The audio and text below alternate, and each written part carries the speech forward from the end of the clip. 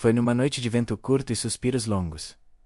A rua apagou, e no escuro, a gente descobriu quem sabia acender caminhos. Eu sou o Léo Linha, aqui no bairro Esperança, a luz sempre teve muitos jeitos de chegar. Às vezes é lâmpada, às vezes é voz, às vezes é rabo abanando. Aquela noite seria do Tonho, nosso vira-lata caramelo. Quando tudo escureceu, as conversas diminuíram de tamanho. Dona Célia, com seus 66 anos de sabedoria, acendeu um fósforo como quem acende um cuidado. A chama dançou no dedo, tímida, e morreu no vento. Senhor Arnaldo, sempre prático, mediu a escuridão com a prancheta, como se desse para pôr réguas no breu.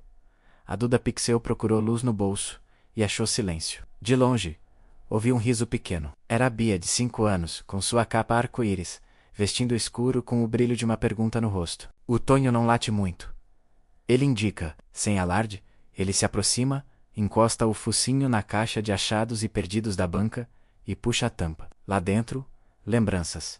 Um apito sem dono, fitas coloridas e lanternas de papel, que alguém doou um dia. Tem cachorro que encontra pistas, o nosso encontra pretextos para juntar gente.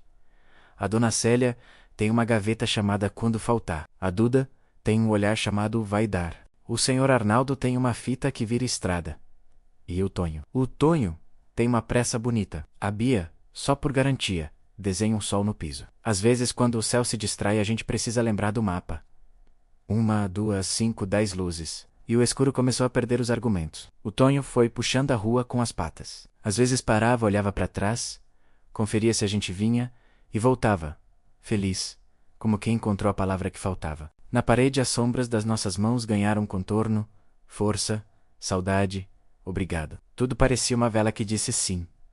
E então, o bairro virou uma procissão de lampiões. Não de promessa, mas de presença.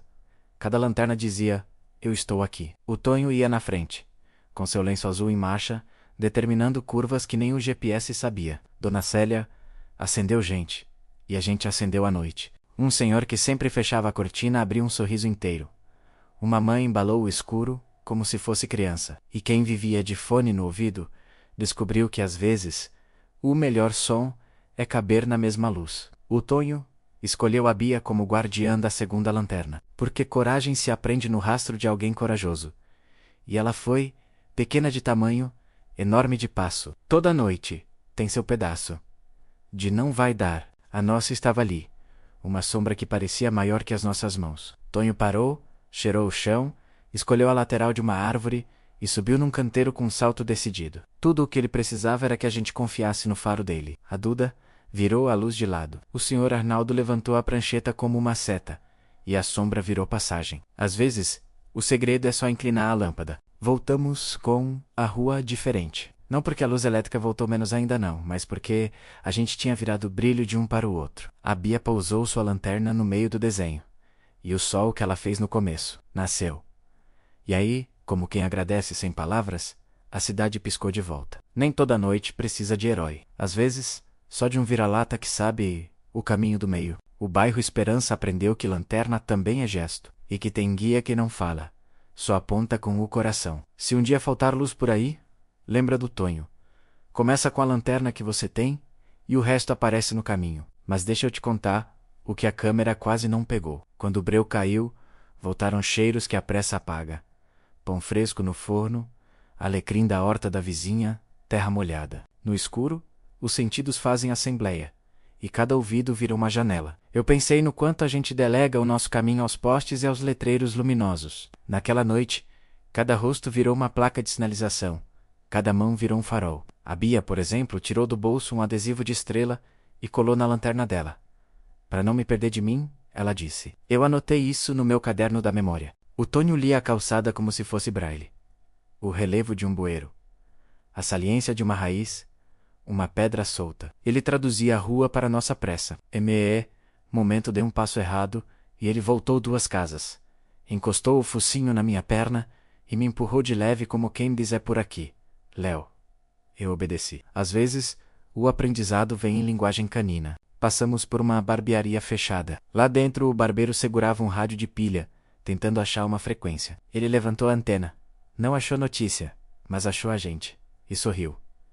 Uma moça no 2º andar acenou com um abajur a pilha. Nosso cortejo respondeu com um baixinho.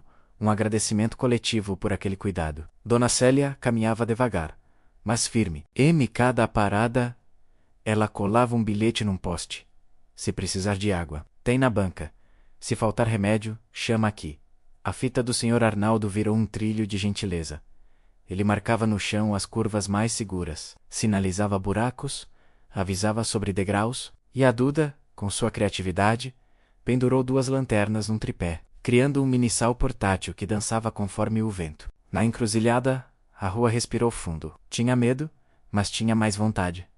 O vento engrossou, e eu confesso que quis voltar. Tonho...